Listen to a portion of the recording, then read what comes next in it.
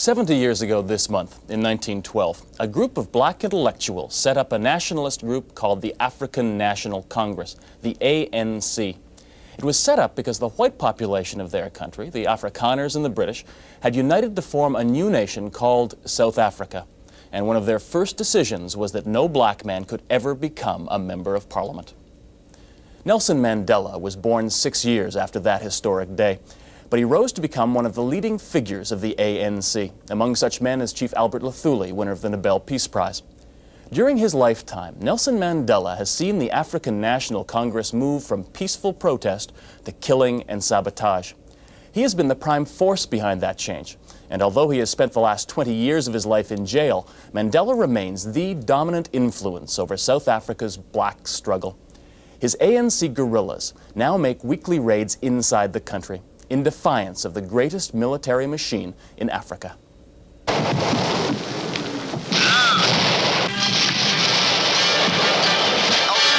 4750. We're settled here. It's our land. We fought for it. We've worked for it. This is ours. This is a country that can defend itself. Let's go! Let's go! Let's go! Let's go!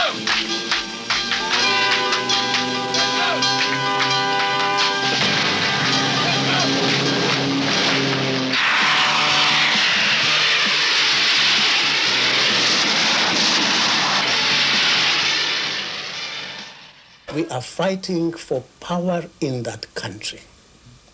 We have a just cause on our side. It is our country.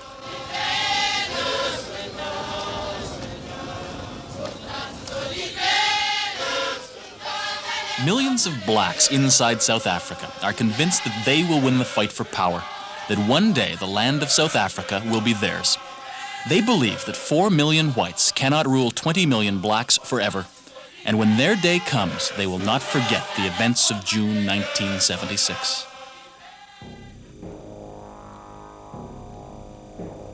The school children of Soweto were taking part in a peaceful demonstration. Police opened fire and they saw classmates shot dead. The Soweto massacre was a turning point in South Africa's history. After the killings, thousands of young blacks fled the country.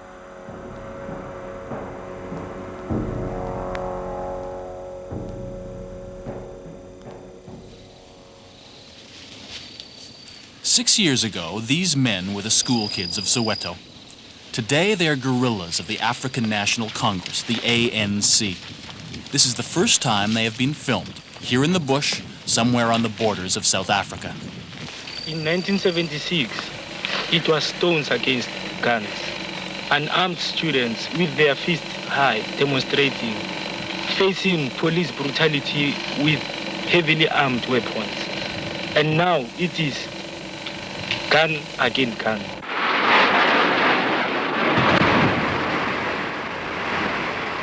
In the roar of South Africa's military might, the words of a guerrilla are drowned out.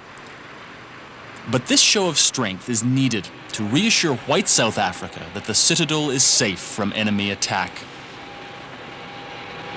And with a defense budget of more than $2 billion a year, it can probably deal with any army in Africa.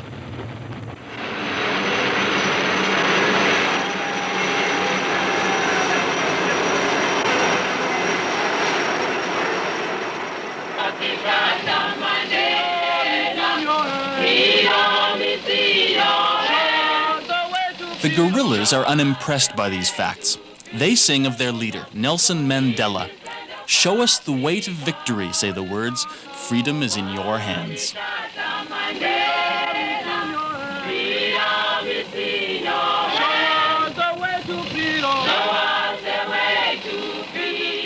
Nelson Mandela was the first commander-in-chief of the ANC's guerrilla army. But before that happened, he had been a lawyer in Johannesburg who still believed that in multiracial South Africa, peaceful change was possible. 1960 changed all that.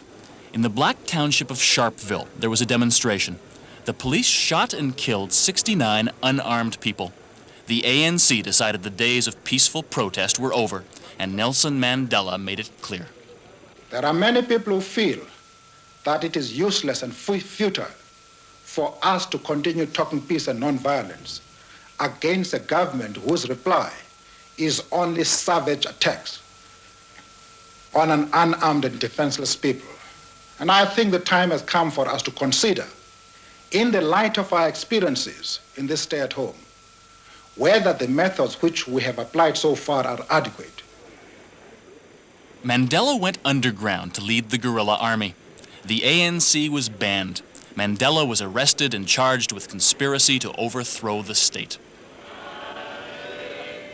His wife Winnie Mandela led the demonstrations outside the courthouse in Pretoria. At the end of the trial, Mandela was found guilty and sentenced to life imprisonment.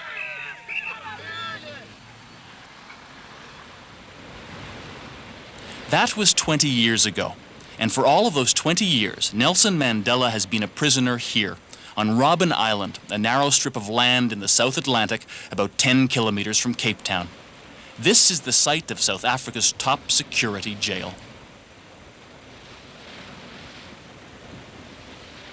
These watchtowers stand guard over nearly 500 black nationalist leaders. Behind these walls are the men whom millions of black South Africans regard as their government in exile. This is Nelson Mandela on Robben Island. He will be 64 this year. In South Africa, everything he said, everything he's written, and all books about him are banned. Winnie Mandela is her husband's voice in the world outside. The government has tried to silence her.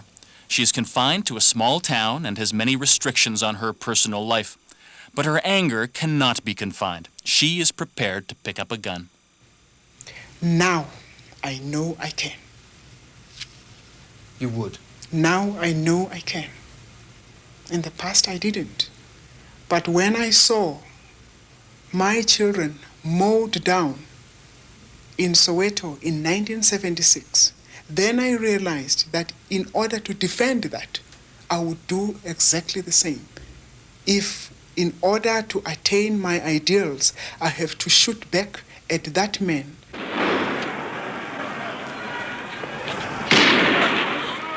If it was Sharpeville in 1960 that formed the ANC Army, it was the riots of 1976 that provided the recruits. For thousands of young blacks in Soweto and other South African cities, 1976 was a political education. Our people, the African majority, have become convinced and have realized out of their own bitter experience that they will have to reply the gun by the gun, and that the thousands of young people who were murdered in June 1976 shall surely be avenged. The skill and planning of the sabotage attacks convinced white South Africans that the war is gradually coming closer. It's mostly reconnaissance group and intimidation groups, and to indoctrinate the local population, and then, of course, sabotage groups moving through with catchers to activate the area south of Natal. Military spokesman Johan Kritzinger.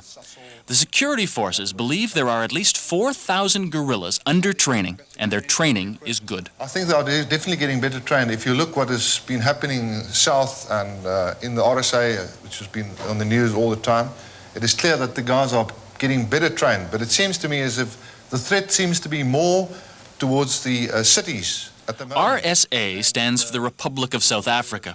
Over the years, guerrilla forces have taken control in nearby countries, including Zimbabwe, which used to be Rhodesia. Rhodesia reached this military stage in the 1960s. I would like to say that the situation cannot be compared with the one in Rhodesia, for the simple reason that the people have had the training and they've learned from the situation in Rhodesia. They've been trained by the old masters in this trade, so they are more advanced. And they've learned the lessons from the other side, which they won't make the same mistakes in the same area. So the area will be activated much more faster than the normal tempo in which we previously saw it happening in Rhodesia. In 1977, there were 11 reported attacks, mostly the bombing of railway lines. The first of the exiles were returning to South Africa, now fully trained guerrillas. In 1978, the pattern continued, with 15 more bombings and shootings. South African security believes the guerrillas were now selecting new targets and setting up hideouts for arms and other equipment. In 1979, the attacks became more sophisticated. At a police station in Soweto, 3 guerrillas attacked with hand grenades and guns. 1 policeman was killed. These attacks on police stations marked a new stage in the campaign. There were many more to come. In 1980, the ANC rocketed a police station in a white area of Johannesburg using a Russian RPG-7. But above all, it was the attacks on 2 oil refineries, 200 kilometers apart, that convinced most whites that the ANC guerrillas were a real threat. Russian limpet mines sent the refineries sky high. The damage ran into millions of dollars. Then last year, 1981, sabotage reached a peak. Police, military, and strategic installations were bombed or attacked at the rate of more than 1 a week. It's a long way from peaceful protests of a generation ago. To think of peaceful negotiations and dialogue around the table, it's no more a solution. Chances have gone by. In Soweto, it's dangerous to even talk of revolution. So these young blacks knew the risks they were taking when they agreed to speak openly. Yes, I am prepared to fight. And I'm prepared to die for the good cause. As a young man who's still growing up, it will be really ridiculous to see my family suffering the very same way that I'm suffering. So there's no other alternative for me. It's just that I must go and fight for the good cause of my future. And people, have come to realize that the only means to achieve, a change is through radical means.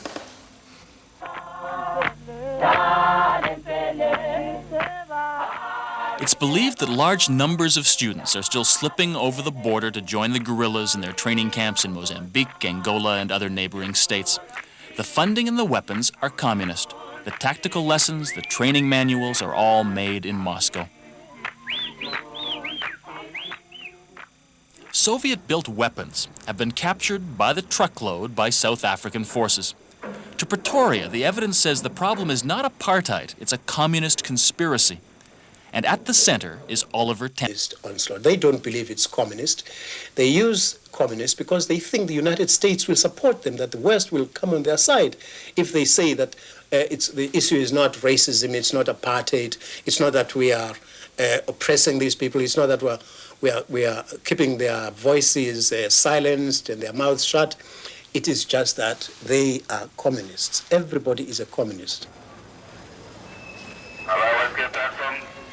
The people of Soweto, a city of more than 1 million, work for the white city of Johannesburg, 10 kilometers away at the end of the line. South Africa has 9 million workers, and more than 7 million of them are black. Without black workers, white South Africa would grind to a halt, and the black workers know it. We are the power. We are the power in this country. We can bring this country down to its knees. We are the labor of this land. We are everything of this land.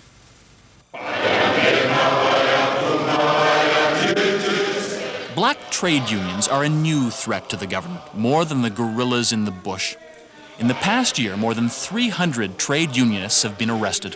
Some are being held without charge. But strikes go on. There have been more than 400 in 2 years.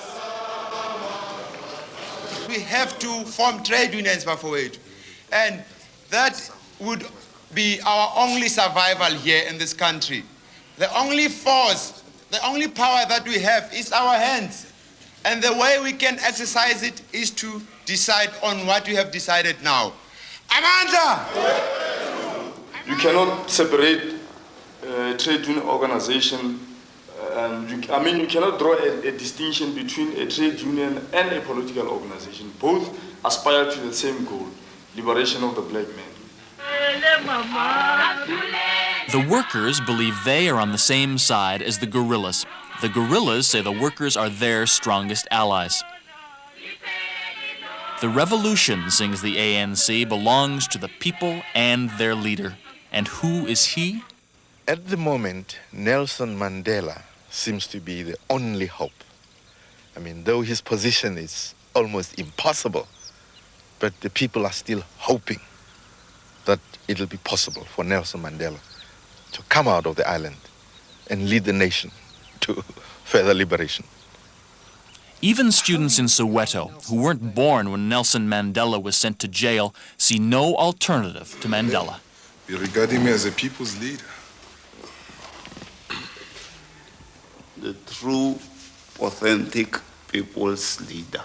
His standing is unassailable in the black community, and that if he were to come out today, and if we were to have an election, he would be streets ahead of anybody.